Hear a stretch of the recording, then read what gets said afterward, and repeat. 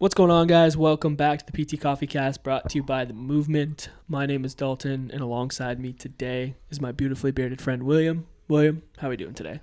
I'm doing good, man. This is whoa, Jeez, I can't talk already. Like, what's going on? Coffee number 2? podcast number 2. There we go. We Thanks. got it. That's why we work well I'm together. here for you, bro. Yeah, man. I'm definitely on coffee number 3, podcast number 2. We're wearing the same outfits. You know what we got to start doing if we're doing back-to-back podcasts? We got to bring outfit changes. You know, Oh, that'd be hilarious. we're trying to level up this podcast. We really got to level up our outfit changing game. It'd be funny, if people could pick out when we did them on the same day, but switched outfits. Yeah, That would be impressive. yeah. We'll start switching outfits moving forward. But yeah, guys, we're pumped to be back with another episode here. If you aren't subscribed to the podcast, make sure you subscribe on all podcast platforms. If you want to see our faces on YouTube, make sure you subscribe to the YouTube channel. You can find that in the show notes. We talk about the mentorship all the time now. So if you are interested in joining the wait list for cohort number 2, you can do so in the show notes below.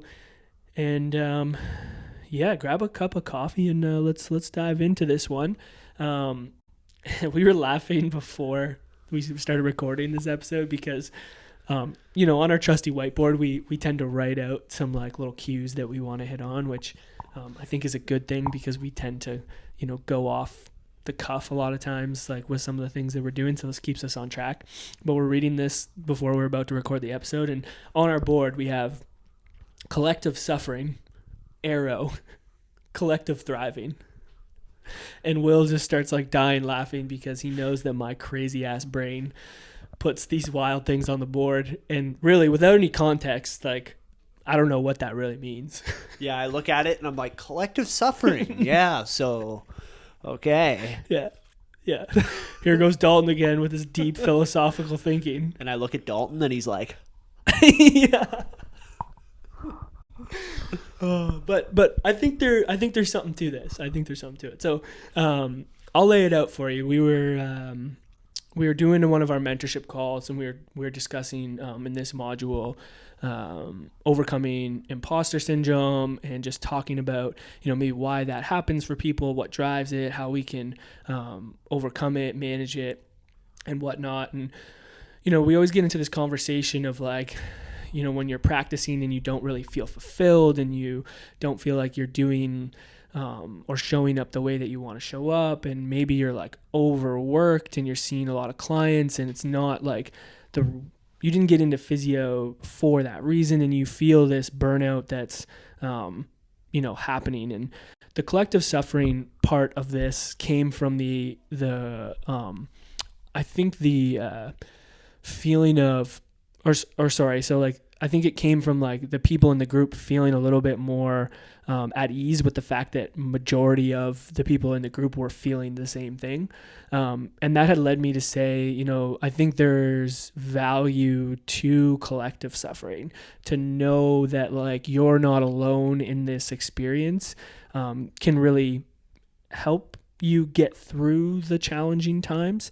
You think about it in CrossFit, like the collective suffering is what people bond on, right? You think of it in like ultra marathon running. The collective suffering is like what people bond on. They know that like they're not alone in this hard thing, makes it easier to get through. And so I think that is, true when it comes to this idea of like burnout and, struggling with certain things as a clinician with imposter syndrome, etc. But what I had kind of like talked about and thought based off of this conversation is like, it's good to have collective suffering, but then it's bad when we don't do anything about it. And we need to figure out, how do we go from collective suffering to collective thriving? And that's kind of where this little thought came from. And what my question to the group was, and kind of the question to you guys, and what we'll discuss on this podcast, and we don't have the exact answer, is like, how do we bridge that gap between collective suffering and the collective thriving that we can have as a profession? And I think that we can reach that point of collective thriving. There's a lot of awesome things that go on in this profession, and there's a lot of awesome people, and there's a lot of awesome ways that we can provide good quality care and do it in a way that doesn't have to be extremely draining and not allow us to show up the way that we want, et cetera, et cetera. And so that's kind of where the collective suffering to the collective thriving kind of idea came from. Yeah, and I know you mentioned before to me some of the barriers that you feel exist with making this transformation. What are some of those things that you think are maybe limiting us from being able to go from this collective suffering to more of a thriving? I mean, this is like a lot to unpack, and I know we got to be kind of quick on this episode. But I think my number one thing is always like, as a profession, we have to look in the mirror and ask ourselves hard questions as to why we are where we are, and are we willing to change this? And I think a lot of times we identify like, this sucks, like this aspect of what's happening, the burnout, the unfulfilling care, the overworked, the too many clients, is like, it sucks. Like, we don't want this. Cool. We've identified that. But then what are we doing? What are we doing to change this? And the hard part about that is it requires us to do something that we haven't done, maybe make a shift in how we provide care, how we set ourselves up, how we hold value as clinicians. And, people talk about this, like, how can we do this? And then we brainstorm these ideas, we discuss them. We even actually see examples of it happening. But to make that step to fully dive into maybe that other thing that could change this collective suffering that we're talking about, we don't take that step because it's really hard and it's going to require a lot of change.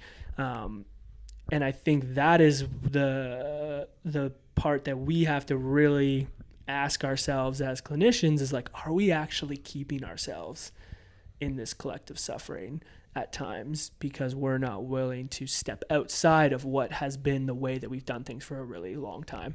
And I'm not saying that's the case. This is just how I think about it, how I look at it, my opinion on it. You can have your own opinion, but this is something that I think about. And the reason I think about it that way is because that puts the ownership on us, and we can start taking action to make change. Well, and yes, you're sharing an opinion.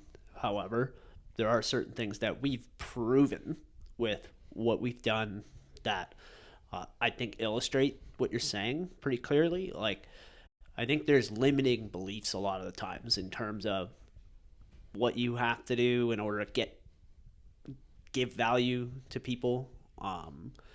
And one example that really jumps to mind for me is just use of certain modalities. That's something that people know they don't really want to do. They know the research shows it's not that valuable, but they feel they have to deliver it because that's what's expected, right? That's a limiting belief, because if that's not you, right, and you think there's a better way, right, where you could actually thrive in your practice and potentially deliver better outcomes, then you're not going to get there, right? And you're going to stay in that loop. And with us, we know we felt that way. We don't have any modalities, and it's going fine, right? We've had to, work on maybe how we set expectations for people and things like that. It's not like there's been no effort to go through that transformation, right? It's not like it just happened, but the first step was addressing that belief and going from there. And I think there's a lot of examples from that. It's not just like modalities. It's any way we can change things to make for us the experience of delivering what we do better, right? Yeah, for sure. And we on the whiteboard, we kind of had a couple ideas of how maybe we could bridge this gap in kind of a little bit of a way that we approach it, right? or we've helped our clinicians think about it, is like within the mentorship, we've created this idea of like, your super physio. So we talked about it on the podcast before, but just to kind of lay it out is like, we all have this idea of the super physio in our head that we're trying to attain, that has all the answers, all the skills. You ask them like to perform this technique and they pull it out of their back pocket without even thinking about it and can provide unlimited care to people with all the skills. That person doesn't exist, but we're chasing it because we want to latch on to finding that super physio. What we've kind of done is said, hey, you are your super physio. You need to sit down and identify, who you are, what you value, how you want to show up, how you want people, or what you admire in certain healthcare practitioners, what you don't admire in healthcare practitioners, and how you want to be. And if you create this super physio, which is you now have a North Star that's going to guide you along the way, and you're always going to be trying to make sure that you're meeting the standards that you've set for your super physio. The cool thing about your super physio is that it's going to evolve over time as practice evolves, as research evolves, and as you evolve as a clinician, but it gives you this kind of North Star that you're trying to align and compare yourself to, versus comparing yourself to something that doesn't exist, that you're chasing endlessly. And so I think, establishing what that is for you as an individual is the starting point for bridging the collective suffering to the collective thriving. And that could be even individual to yourself. So for example, I look at, where I was when I first started practicing as a clinician, which wasn't a terrible environment. Shout out Nick Hanna. I loved working there. We did some great things. But when I started reflecting on what now is this exercise of what our super physio is, I started realizing there was things that I was doing that wasn't aligned with the clinician that I want to be. And I was like, oh, that's why I feel the way that I'm feeling probably. And so we decided that, hey, we're going to create something that allows for us to align with that. And that made me go from this collective suffering idea of like not maybe being super fired up all the time, not getting the most out of my interactions with clients, not getting the most out of my early career in physio, to like extremely fired up, extremely pumped, feeling like I'm doing exactly what I want to do. And now I would say, and from my perspective, I'm thriving. And that is what I think we need to start off with when we're thinking about how do we move out of this imposter syndrome feeling or this like burnout feeling that we're experiencing. That's where understanding the things that are important to you, right, that super physio idea, are going to help you with making some of these decisions that might involve some beliefs that you aren't sure about, and help you make that decision. And that could be so many different things. And I think we're seeing now that there's potential opportunities to completely change the way that we work with clients, and that could potentially open up time freedom and whatnot for people, right? Which could really improve your quality of life and reduce burnout, but it's going to require maybe a change in your mindset in terms of, do I need to only work with people face to face in person, or could I digitally be connecting with them and helping them that way, right? But that's going to involve you knowing what's important to you, right? To go, yeah, actually I can do that, right? Mm-hmm. But if you're constantly holding on to that belief of like, it's always been done this way, then you're just going to be continuing to do the thing that maybe isn't helping you thrive. Totally. Yeah. And so, we had that as one of the things. And then I think we discussed it a little bit already, but circle back to it is like action. So, identifying these things are great, and like laying them out, writing them down, speaking them to yourself, whatever it may be, but then taking action to make sure that you're doing those things, or you're in an environment that, that allows for you to do those things. That is something that you need to do as an individual. Right. And, a lot of people will be like, wow, I'm not in the right environment and I'm stuck. And it's like, cool. Yeah, we get that. So now what are you going to do? Right. So it's like, either you decide, okay, I'm going to try and do my own thing, right, is one thing that you can do.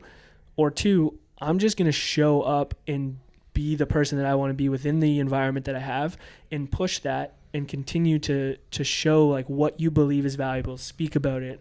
Have conversations with the people that are in your clinic. Have conversations with your clinic manager. Continue to show up and thrive in the way that you want. And I guarantee you people will start asking questions like, whoa, why is Will so hyped up right now? Why is Will getting such good experiences with his clients? Why are people wanting to come and see Will? They're going to start asking questions, and then that provides you with an opportunity to share some of the things that you are doing. And that is another way that you can start taking action and making change and seeing things happen the way that you want them to happen. Is also very important, and probably the missing link sometimes, because that shit's hard in either direction, whether you start your own thing or whether you try to do it within an environment that maybe isn't set up the way that you want it to be.